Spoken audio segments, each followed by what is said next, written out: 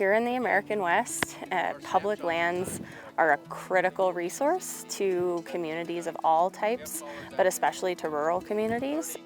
People rely on natural resources that come off of public and private lands, and public lands are a huge driver for a rural economy.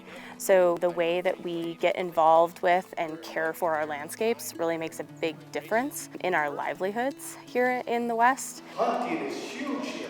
And having more voices at the table and understanding people's perspectives and needs just helps us do a better and better job, helps us do well by the landscape and by our communities, and you kind of can't have one without the other. The principal thing is to realize that collaboration is a key.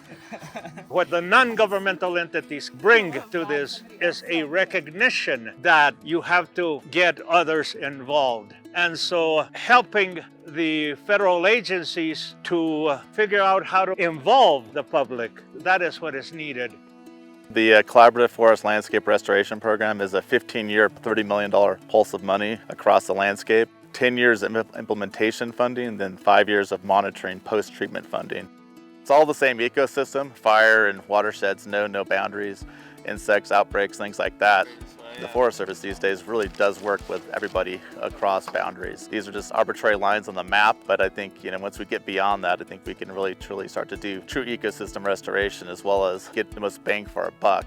When we were invited to kind of collaborate a little bit more on the CFLRP, I think at the time they were looking at more landscape level type of treatments, which we were already doing a lot of big thinning projects that we had, a lot of big burns, over 1,000 acres at a time.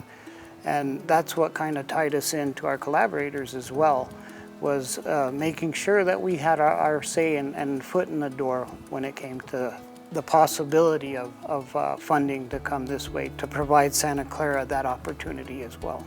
Really, I think the important piece is there was only a few Forest Service people there. This is not a Forest Service project per se. It's funded by the Forest Service, but it's not really at its essence what it is. The U.S. Forest Service's involvement right now is very much important fiscally, but even more so than that, the line officers, the forest supervisors, the district rangers that we work with are an important connection to each localized community. Nearly everything you're seeing around you is white fir.